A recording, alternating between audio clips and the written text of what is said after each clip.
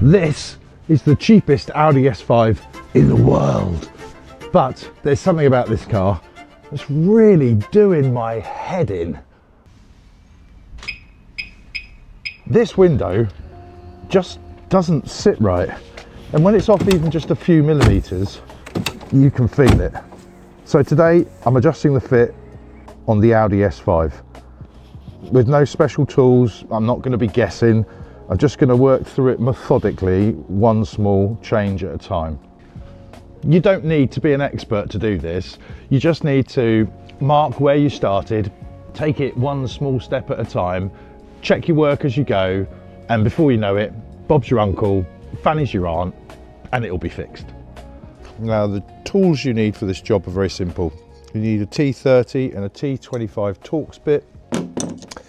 You can buy yourself an interior trim tool like this, or you could just use a knife and then you can put some masking tape either side of the knife. That will help you protect the door trims. And there's another use for this tape as well. The first thing you want to do really is mark out where the window lies currently, because it makes your life so much easier when you're adjusting it if you can see where it started.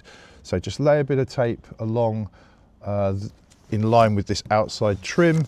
Doesn't need to be perfect, within a few mil is fine. Fabulous. And then if we also run a piece of tape up the A-frame, we can also then lay a line down where the window sat when it was closed. Now we'll draw our lines. We'll draw a line down there along the edge of the window. And now I like to just hold my pen here and just draw a line along here freehand, a few millimeters up from where it sat. Okay, so removing the Audi S5 door card, you need to start at this rear edge here and lever the trim piece off, and that will come away. And then we also need to lever this piece of trim off as well. Easier said than done.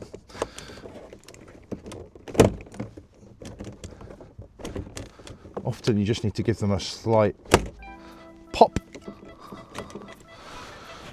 On this car, there is one T25 up there, one T25 in here, one in here, another one in there, and then one down here. So we'll just whack them out.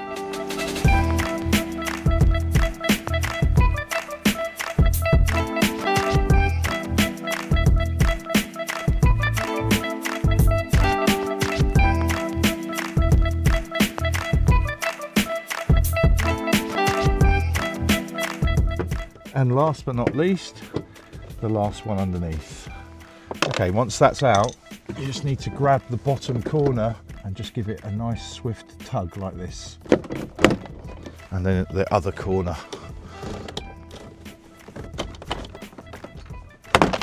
Okay, and then you can lift the door card up and off.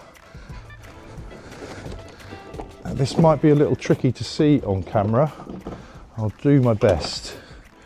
Now you'll see that in here, there's this cable. This is your handle for the outside. There's a little white clip here. You just need to lift that up, and then you need to take a hook off the handle. Now, it can be kind of hard to get sometimes to that hook. So if you use your left hand to pull the handle out from the inside slightly, you can make it easier to reach the hole that this hook connects into. So there's a hook there and a hole there, and then down here you've just got a clip. You just need to lever that up and the whole door card will come away.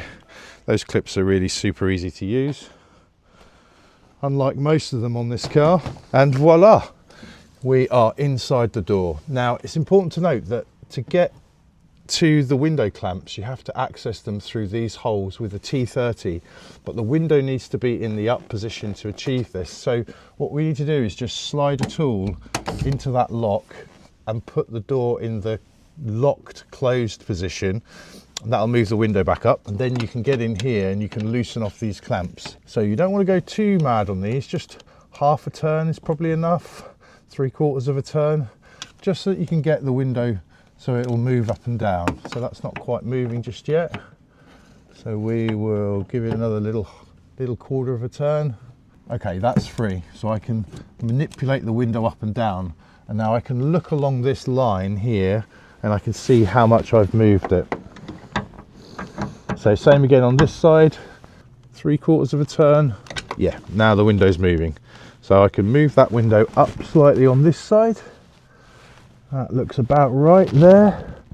And I'm just going to tighten that off back all the way so it's tight again, so the window doesn't move. And then we're going to lower this side down slightly and do the same. Okay, righto. Perfect. Simple as that. Now we want to close the door to check the alignment.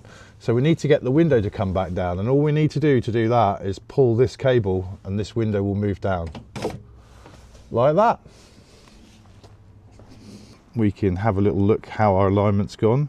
So because we've got a piece of tape there, we can see just how much we've moved it over, and then we can have a good look along and see how well it fits all the way along the top. If you remember, this was running parallel with this all the way along when we laid it down, and now you can see as we come to the front it's come up maybe 3 mil. I think we'll call that job done. Okay, so refitting is the reverse of the removal. So make sure you've got your plug connected down here, and then reconnect your internal door handle. There's just a little hook that goes through the hole and then a little white clip. It's almost impossible for me to show you, but it's very self-explanatory. Now before you go any further at this point, make sure your handle works. This should also bring your window back down, because at the moment it's in the up position. So there we go, window's come back down, so we're all good. And then we just want to hang this back on the door and then give it a good whack at the bottom corners.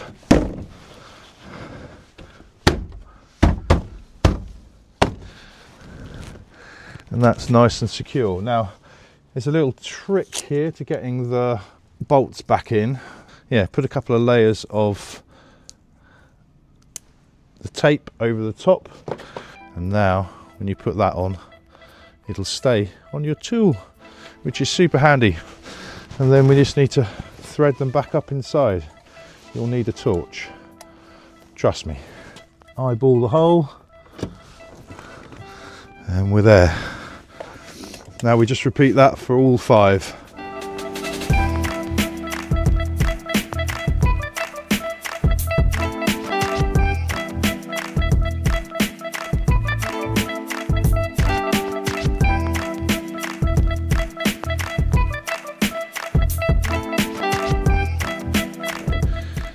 There we go, that's the 5th one in.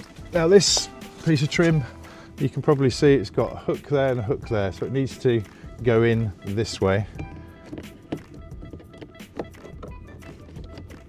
There's a little tab to line up on this edge, and then just use your palm to knock it back in. Now on this, I will bring you in a little closer, because there is something you need to bear in mind when you're connecting this one back up. Can you see this little peg here? This little peg goes into that little hole there, which aligns these buttons up with this recess. There's also another little peg just here next to this lug, and that needs to go in the hole just there next to this metal lug. Beyond that, there's just 3 lugs that go into these metal clips, one there, and another one down there. So you just need to line them all up and then karate chop it back on. Start off with the switch, line that peg up, line the other peg up, there we go. That's that one lined up, that one lined up, and then karate chop.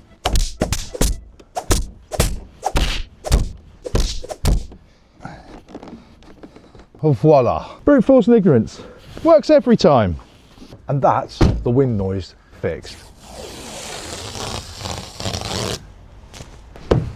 And there we go.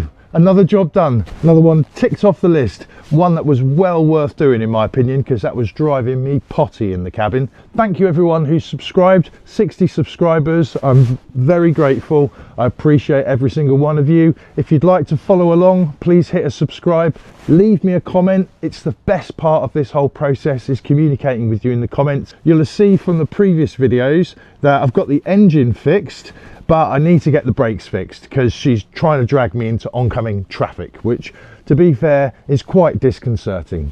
So hit me up on the next video where we'll be fixing the S5's brakes.